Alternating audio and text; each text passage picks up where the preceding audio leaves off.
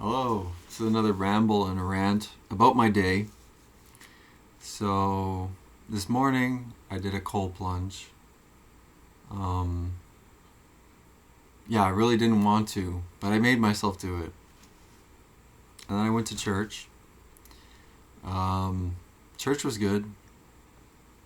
I go to the Orthodox church, and it was very good. They blessed the holy water. The priest blessed water and made it into holy water during the service. It was a long service, actually.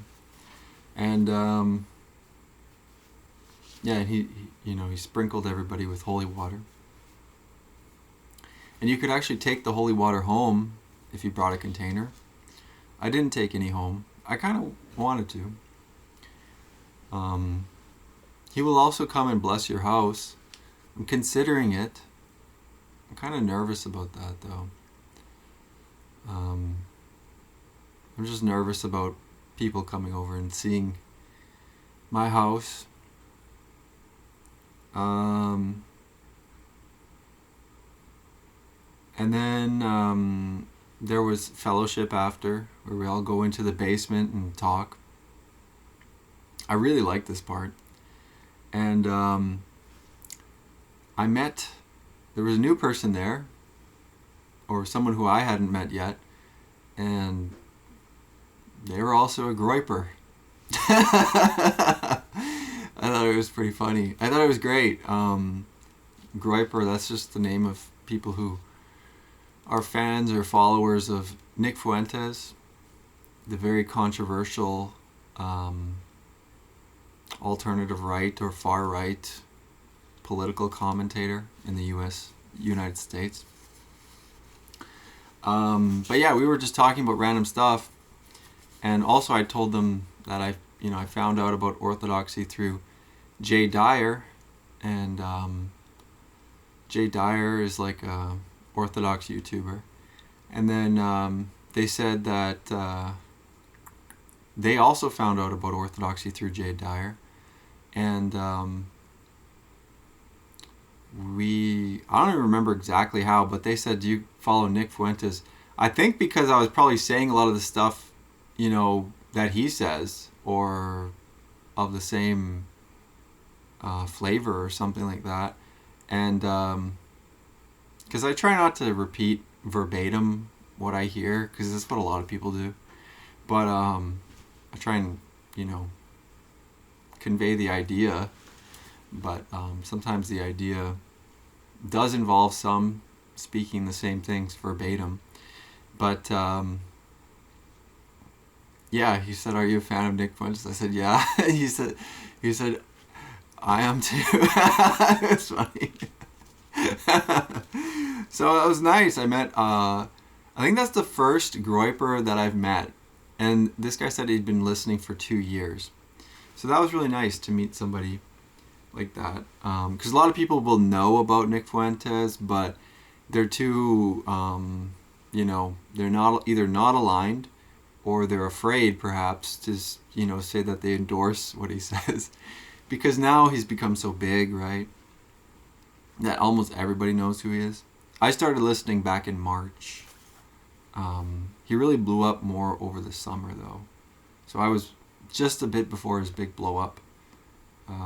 Or his big ascendancy. He's still kind of, you could say, ascending or rising, as a garnering more and more support, but also being more and more reviled as well. So anyway, but I was a bit uncomfortable today.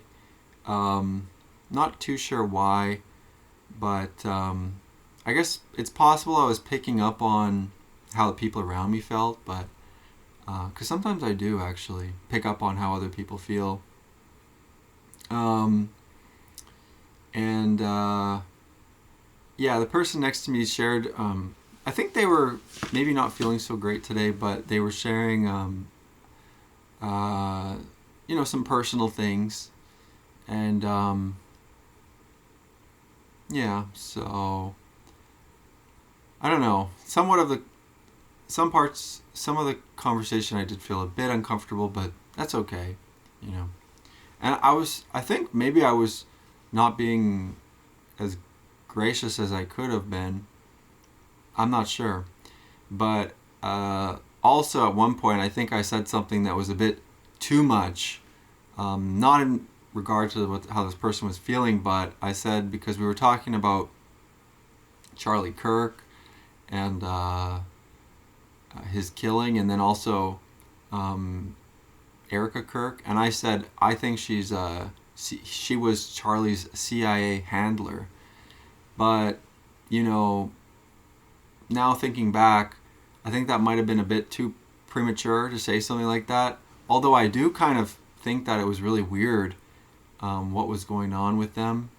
And the reason I say that is because in her background, there was a lot of strange things going on in her background. Her parents, like her father, worked for Raytheon or something like that. There were some military contracts to the defense industry that were going on within the family, or at least employment. And there was also that thing about the orphanage, but I didn't really put that into consideration when I said that. And also some people have tried to dispute that for whatever reason. But another weird thing was that she became a model after having not really modeled before, and then within, I think, a year she won the modeling. She was like Miss Arizona or something. I don't know, but so that was, I guess, unusual, but maybe not unheard of. But yeah, I don't know. So maybe there wasn't enough strong evidence, let's say. So maybe I shouldn't have really said that. But I do think it was weird what was going on. And then other people have pointed out that it's also kind of strange how she became the head of Turning Point USA, and she did not really take much time away to grieve. Although you can't really criticize how somebody grieves the loss of their spouse, but if you compare, let's say, Jackie Kennedy after JFK was killed, and to Erica Kirk after Charlie was killed, although, large differences between those people. One was the president, and one was just a large political figure leading a Republican organization or conservative organization. But there was a big difference between the grieving. One you would say is kind of makes more sense. Jackie Kennedy, Erica Kirk's, I guess she was sending out a bunch of emails right away asking for donations. So, and then she became the leader of a large, very large organization, campus organization in the U.S., specifically that has a lot of chapters on different campuses. So, anyways, the part there that's a tricky part is that you're supposed to not say anything about her becoming the leader because she's grieving. But if she was just a grieving widow, that's understandable. But it was immediately after this assassination that she took the reins of a very large political organization. So I guess the point is that people, you should still be able to, there still has to be scrutiny. That's the point. There still has to be scrutiny about that person if they're in charge of a very large organization. That's the point. Okay, so anyways, and then she also had these odd things happen in her past. But like I say, maybe I shouldn't have said that. It's not definitive, so anyway. But all this, this little bit of socializing. I actually don't socialize very much at all. But this little bit of socializing, I like it. It's made me want to be more social. So I really do. I really enjoy socializing. I like when it's a good conversation. I love that. I think everybody loves a good conversation, right? Yeah, so I would like to socialize more. I was thinking of joining jiu-jitsu. I've tried it before. I kind of got scammed by the studio that I did a free trial at, but that's not really got to do with jiu-jitsu itself. The jiu-jitsu itself is very solid. I really like it.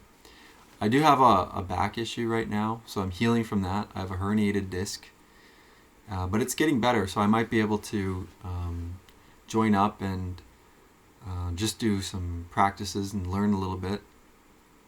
I wouldn't try and go really hard or anything, like because I don't want to get injured, but I would like to just do jiu-jitsu and improve at it a little bit, you know. And also for the socializing aspect too.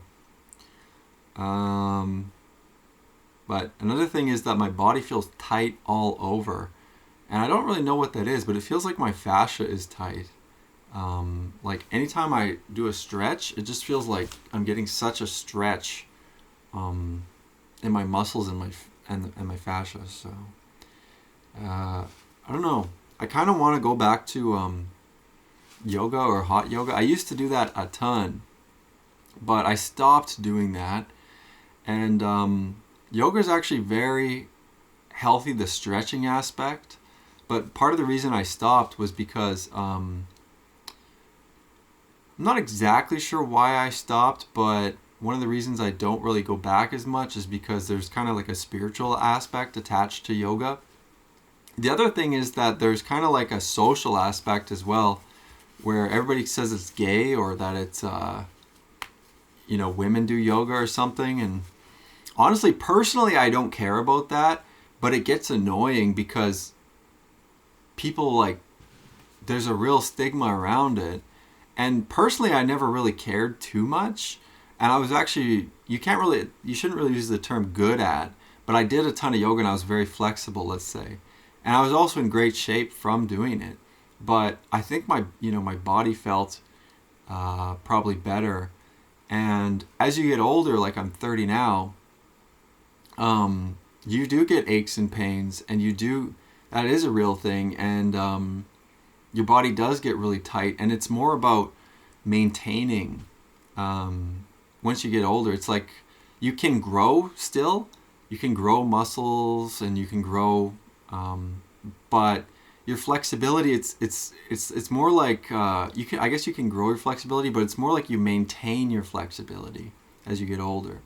And of course, you can probably improve it, but yeah. So I kind of do want to go back, to be honest, just to get the stretches, because that stuff is really good for you.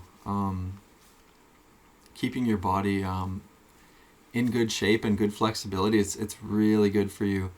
And just as a proof of that, just look at people when you're outside, old people especially. A lot of them do, or many people don't take care of themselves, and they're just in, very poor mobility and flexibility and everything in shape. Not everybody, but there are quite a few people like that. And it comes with health issues, that's the thing. So, yeah, but another thing I've been doing is I've been watching some dating app videos. And I don't know, I really don't like the whole dating app thing. I re-downloaded those dating apps. I was talking to a couple people on there.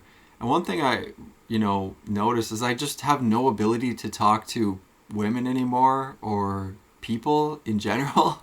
Like, I have such a poor ability to talk to people. It's so difficult. Like, I really am bad at relating to people. And I watched a few of these videos, but the thing is, I don't love going down that route where you start watching like dating app videos and all this stuff, or pickup line videos and whatever, and how to do your profile and everything. But at the same at the same time, the thing is that this is where it gets confusing, because it is real. Those techniques and those tips and everything, they do produce results. This stuff has been studied. What's in your profile and your pictures, it has been studied. And the thing is, and where it gets tricky is, it's just like, well, what do I do? Do I keep trying and not being able to really talk to anybody, or do I do some of these things and then you actually get results? Now, I'm not really sure. I think that probably the best answer would to be just to talk to people in real life. You know what I mean? I think that's probably the best answer.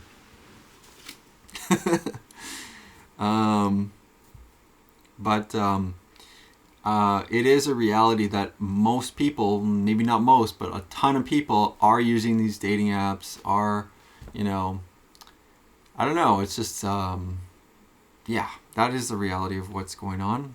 A lot of people use them.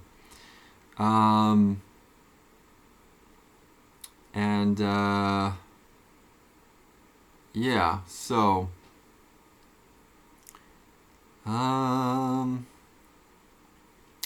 and this jiu-jitsu place I'm thinking about going to, they never emailed me back.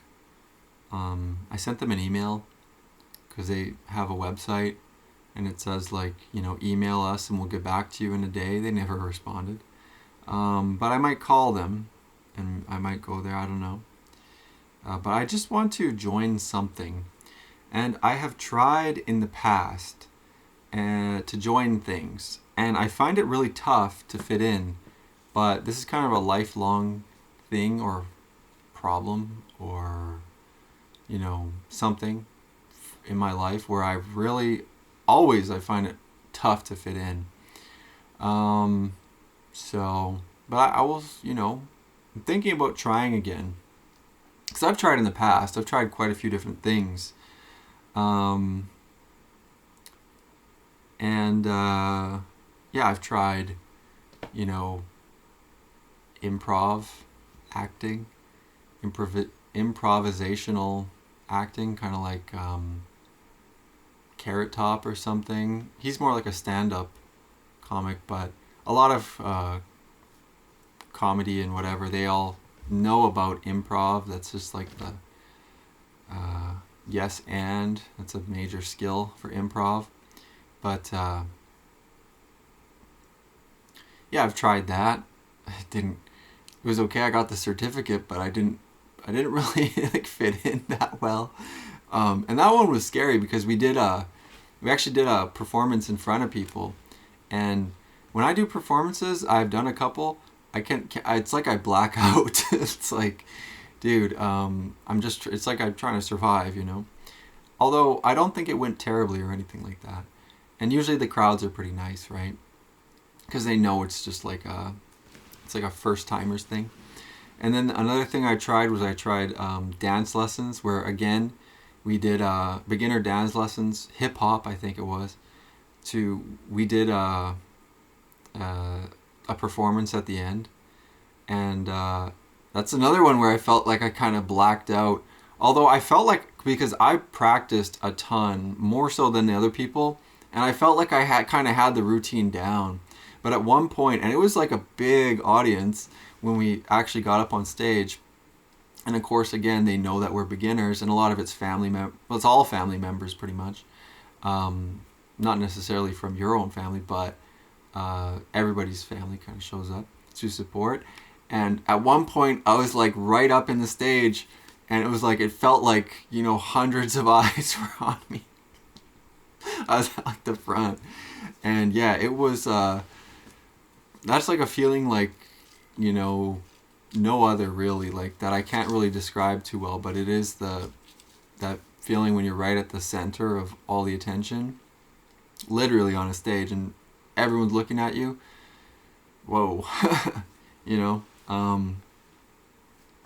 That is, it kind of feels good in a way.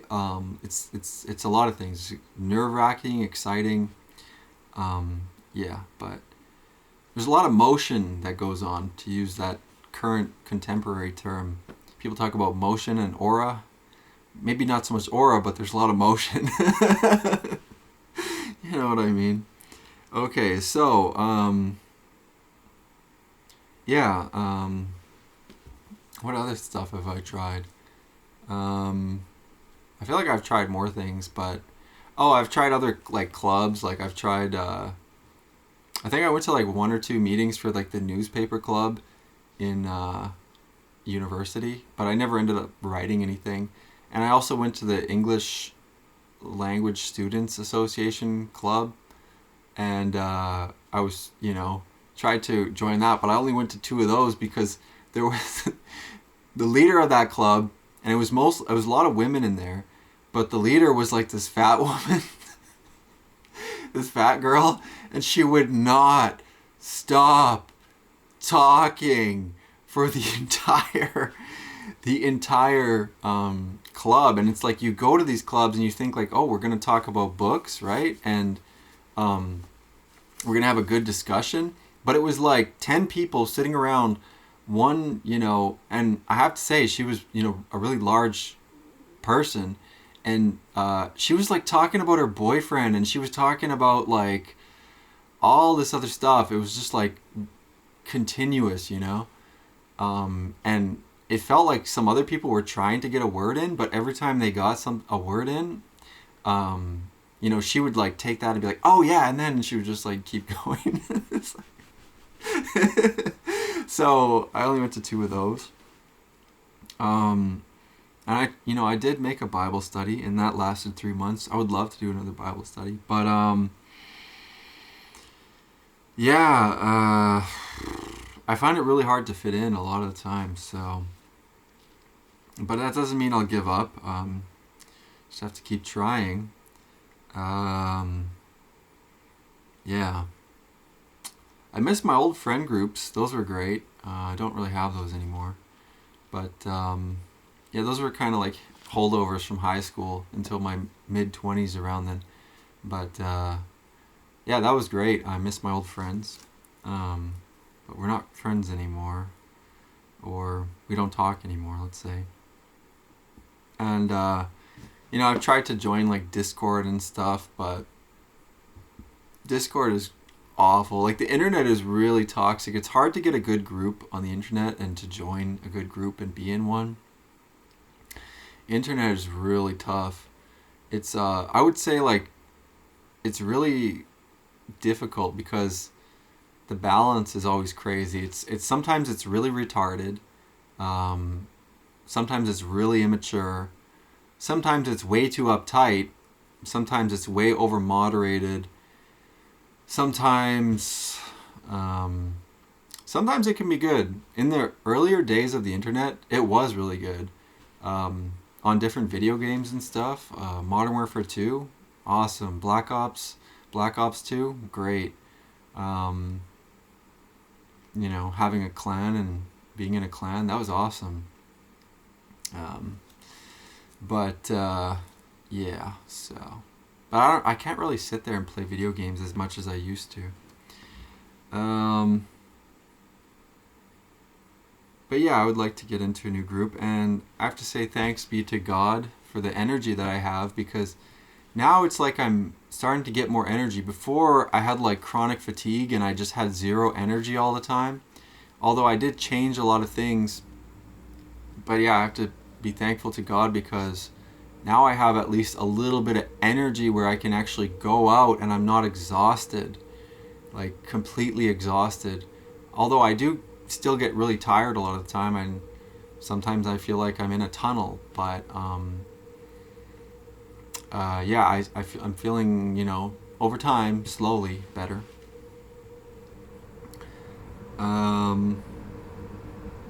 Yeah, but the only thing is, I don't know about the stability of the energy is a really tough thing, because I can't really.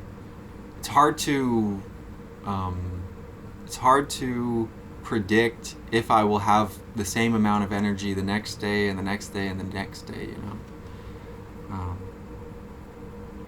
Because sometimes I'm just like it's like I can't even move. I'm so out of it and tired and exhausted, and my head hurts, and yeah, so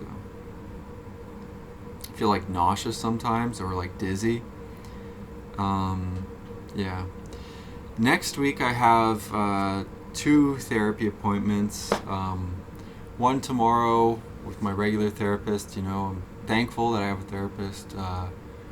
And then one on Wednesday with a new therapist, which I don't know how it's going to go. I'm not really holding my breath because it might not go great. But this person is supposed to be trained in somatic therapies, working in the body, and hopefully it can help me with this PTSD dissociative subtype, which I believe I have. I think I have complex PTSD and PTSD dissociative subtype. From all family experiences and growing up and all these difficult things that happened to me in my life. But I hope that they might be able to help. I don't know. That's the thing. Sometimes you go to a therapist and you really are like, okay, this is it. I'm at the finish line. No, it's not like that, really. There's such a buildup of what a therapist can do with a lot of people, but in reality, it's sometimes a lot harder, and sometimes they're not really able to help as much as you might think they can. And I should know because I've tried so many different therapists. Yeah.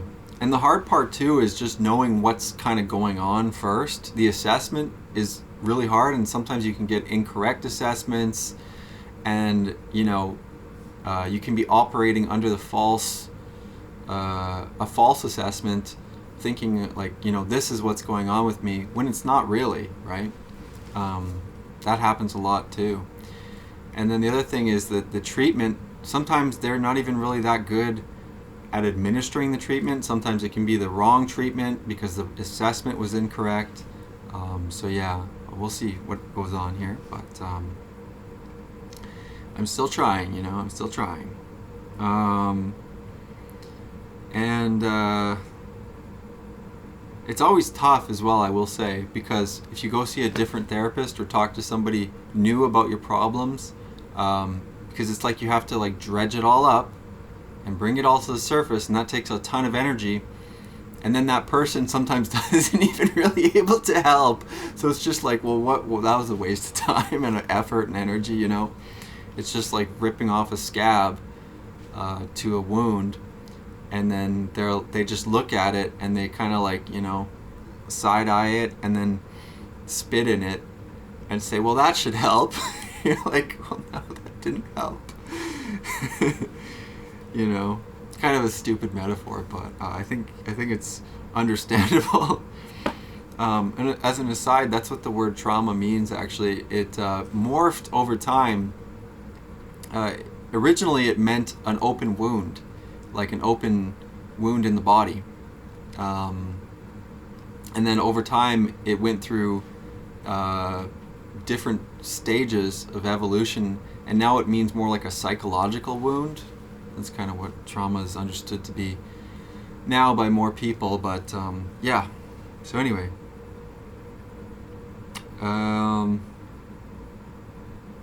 okay, and I have calls to make next week. Insurance, have to see what's going on with them. I don't know if they're gonna cut me off or something, but we'll see what's going on. It always feels like they really want to cut me off, but I don't know. Who knows, I'm just lucky to have insurance for the time being. That is disability insurance. I have a chiropractic appointment. That chiropractor it's helping, with my herniated disc. He's really helping, so I appreciate that. And I would say that for me, the tough thing always that stresses me out is thinking about work, career, income, and stability. These things really are stressful, but I do need to think about them because they're important, and I'm working on them. I am working on them, but I would say that it's very hard for me to work. These things are very tough. These are really tough things for me.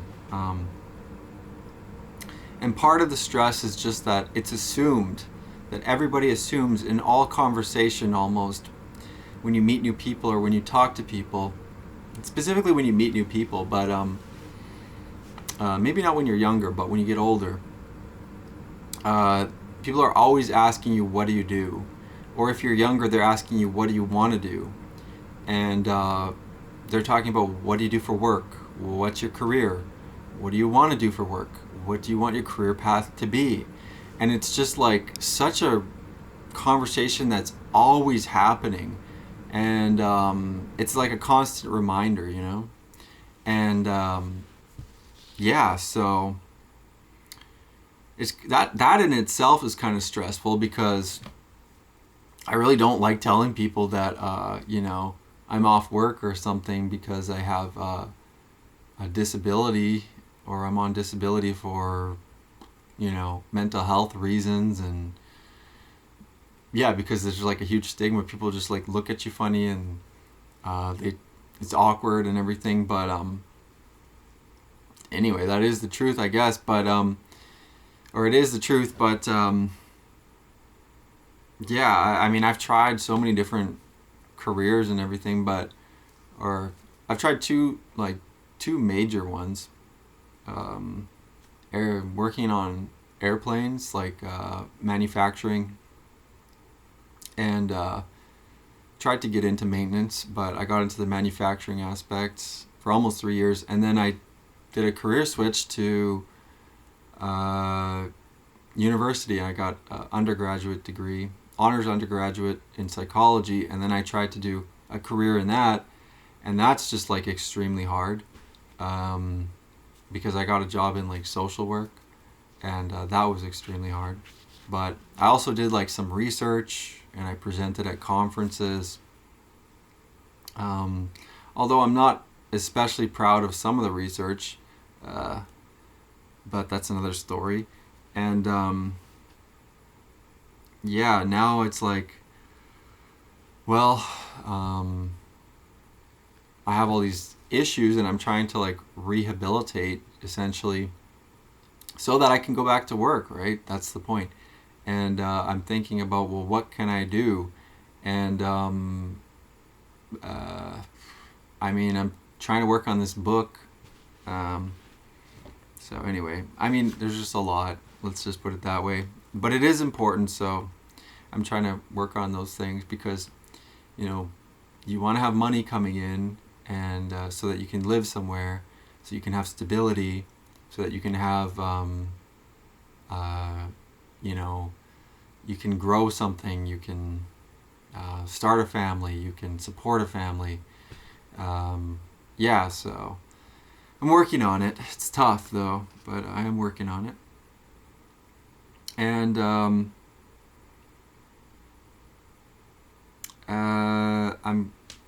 I'm getting my printer. I'm getting a printer so I can print out copies of my book, like my book draft, just so I can get some feedback on that, and also so I can organize my information and print out more information and give it to people if they are interested. And because that is something that I like, you know, wanted to do when I was younger, which is just kind of like, I kind of had the idea that I wanted to be a life coach, although it turned out that it was kind of a stupid idea, but the principle behind it is still the same, and I still feel the same way, that, you know, I recognize that people a lot of the time are asking for help, or that they desire help in some way, but it's hard to help. That's my point, is it's hard to help. But I feel like it is possible to help, but now it's the thing that's changed for me is that I think that ultimately it's God that helps people. It's not really me. If it were to be me involved, it would be God working through me. That's honestly the big change in what I think. But a lot of the information is still the same. People should still get exercise. You know, I knew about all this stuff 10 years ago, It's kind of obvious, but people should get exercise. They should get daylight, But it's like, the thing is, though, is that a lot of this stuff is already compiled in really good ways, specifically by like certain podcasts like Huberman, the Huberman Lab podcast. But it's tons of people have kind of gone this route. The thing that is really difficult, I think, is the application or the execution for people to apply this information and continue to do it, because it's actually really hard to do that when you're going at it alone. And then the other thing is, that's actually the main point, is like, it's really hard for people to go at it alone, and their willpower is really low at the beginning, especially when it's not a habit and it's not disciplined very well. And there's also all these other things pulling people off of the path, so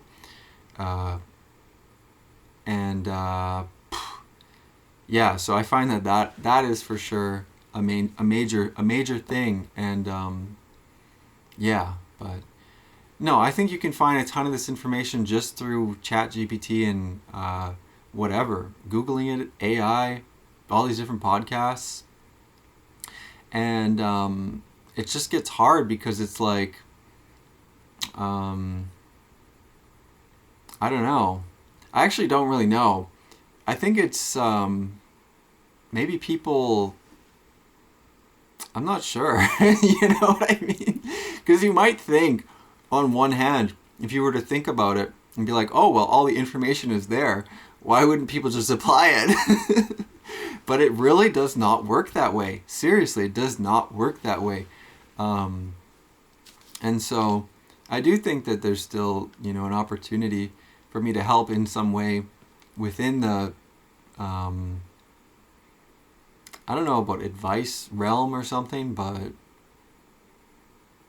I don't know, because I don't even really like those terms anymore. I don't even really like the terms advice, coaching, life coaching. I don't like these terms anymore. I don't like it. I really dislike stuff that has to do with sales. Seriously. And that is just because certain stuff has given sales a really bad name. Scams and grifters and everything has given sales a really bad name. Avarice and cupidity and greed. So anyways, I'm trying to find kind of a balance, let's put it that way.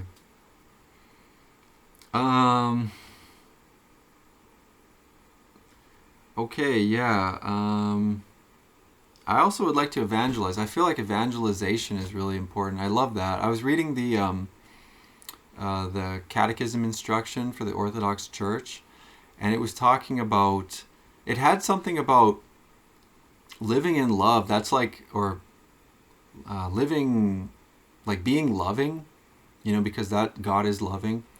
And we are images of God. So to fulfill God's plan, or to image forth, I can't fully remember what everything it was saying, but it is that when you are loving, you're kind of like in the right spot. You know what I mean? You're in the right spot, like in God's plan. That's kind of what it was saying. So I really like that. And evangelization, that is, spreading that love, or spreading the good news, the gospel. I really like that. So yeah, but it is tough to evangelize, but I still want to do more. And to be honest, I can't really see the path ahead. Not very well. I've never really been able to. I'm just sort of following, I'm trying to follow, my interests, my passions, my intuition, and God's guidance, possibly. Like, the thing, I want to say that, but the thing is, I don't want to be a liar and say that I'm following God's guidance, when the reality is that I'm trying to, and I'm not really even too sure. And they call it, there's a term for this, I think they call it discernment or something like this. But God will guide you, but it is tough, kind of, at least for me, to discern that guidance and follow that as well. And that would just simply be because of doubt, right? But I pray for, I pray for help with that and increased faith as well. And also I struggle with not really knowing what God wants me to do. It's kind of tricky, right? But I still stick to my morning routine. Sometimes I force myself to put one foot in front of the other, to like do things and to leave the house. It's very hard sometimes. I'm not going to pretend like it's easy or anything. But yeah, my routine, it's just kind of like a health routine to stay healthy. I take supplements. I take probiotics and prebiotics now. I drink kefir and eat sauerkraut. That stuff helps. It's good for your gut microbiome. Maybe you heard of it. A lot of people talk about it now. I take supplements, probiotics, prebiotics, omega-3s. I do red light therapy. I actually like the red light. I find the red light is good. I really like the red light therapy. I have the panel for it. I do the cold plunge. I almost do that every morning. That's hard. That's like really hard, but I find it to be good. I go to the gym. I really enjoy the gym. The gym's really good. I do sprints. I do weights. I walk to the gym to get steps. It's really healthy to get steps and to be walking, right? And to get light in the morning. I do that as well. I eat mostly keto, right? Ketogenic diet. And I mostly stick to it because I've learned at this point, after enough times of not doing it, how sick I feel when I don't do keto. So I try to stick to keto, and I also am, trying to hit my macros for the gym to get enough protein and everything, and enough calories in general by drinking like a liter or a quart of cream each day, just to get like more calories so that my body weight and my muscle mass will actually grow. I go to church. I read the Bible. I try to read the Bible every day, although I don't get that every day. I don't do that every day, but I try to. And I go to church every week, and also I try to fast once a week, eating nothing, just doing water, and that's for a spiritual reason. And then I try to do prayer every day in the morning and at night, rosary every day. So I'm doing a ton of different things, and I'm trying to stay consistent with them. And it does pay off. Like I do notice some changes and some improvements, let's say, and better mood and so on. But it is still pretty tough, I will say, and it's very lonely. Very lonely. Very lonely. Yeah, it is. Seriously. And it's weird how it is so lonely. I gotta put it that way. I think it is kind of weird how it is so lonely. Because I think a ton of people are interested in similar things, but for whatever reason, it is tough to connect with those other people. Don't know why. And I'll talk a little bit about that actually. So when I was in the church talking to different people and during the fellowship, there is kind of like a lack of appreciation, I think, for other people that I have, and maybe other people have this as well. But I would say, you could say it's kind of like a lack of appreciation, where I feel like, because we're talking, but sometimes people are saying stuff, but it's not like other people really appreciate it. They're just kind of waiting for a moment to say something in response. I don't know. I guess the thing is that, maybe I'm sitting there feeling like that, there's a lack of appreciation, but maybe they're sitting there feeling the same way, right? So how do you get out of that? Right?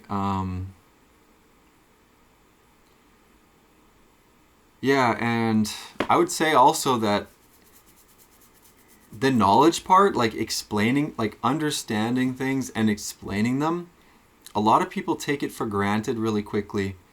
And I kind of empathize almost with teachers, like, school teachers, because, they're explaining all of this stuff, but I guess a lot of times students don't care and they don't appreciate. And for a teacher, they might be thinking, I'm trying to tell you this for your own good. But the students, they're more interested in other things, video games and their friends and everything else. So, yeah, it just gave me a sense of appreciation, let's say, for teachers. Yeah, so...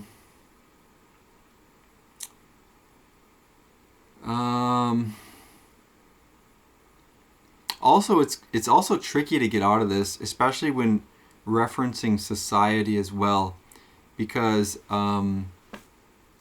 that's kind of like the reference point. Really, is society broad. When you step outside of your house and you're in a city, or you go to the store, or you wherever you are, let's say, that's the reference point. How people are acting within your country or within your city, within your town, wherever you are. That is the reference point, and that is reality, and it's tough to get out of because the reality is changing over time, right? So, yeah, there's like things are changing over time in these different countries, so I guess that's why, people have the attitudes that they do. It's based on the attitudes that other people have as well. And what is really going on, let's say, in different parts of society and within the governments and within these shadowy organizations, and all the confusion within all these things that we actually do interact with all the time, like the banking system and all the things that put stress on us in smaller ways, right? Demographic shift and everything else.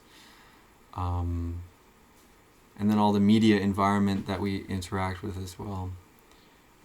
Stressing us out for the benefit of the media environment so that it can grow.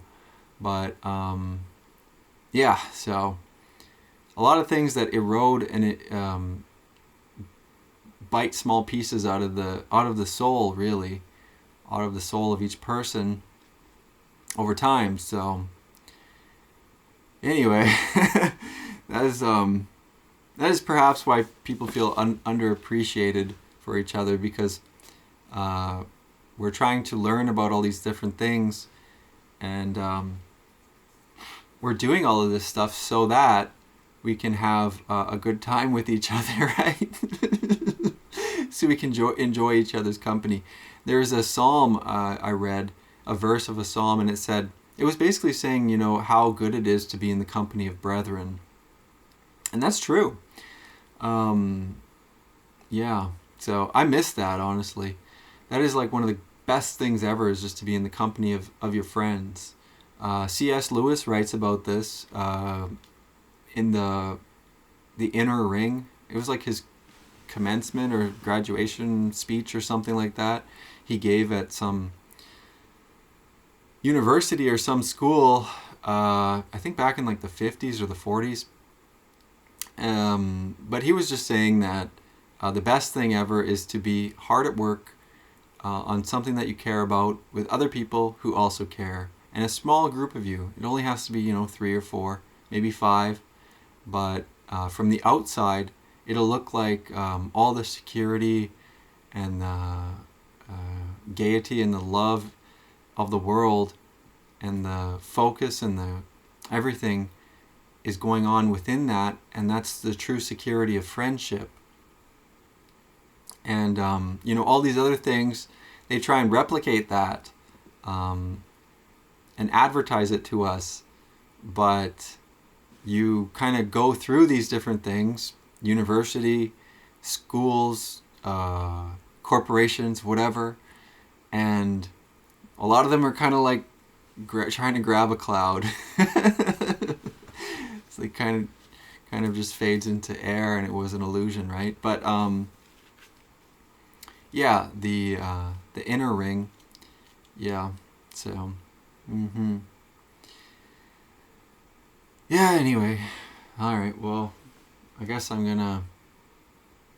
I don't even know. It's still Sunday, so I kind of want to go to the gym, but I don't even know if I want to go. Maybe I'll just go there just so that I can have something to do. Yeah. Okay.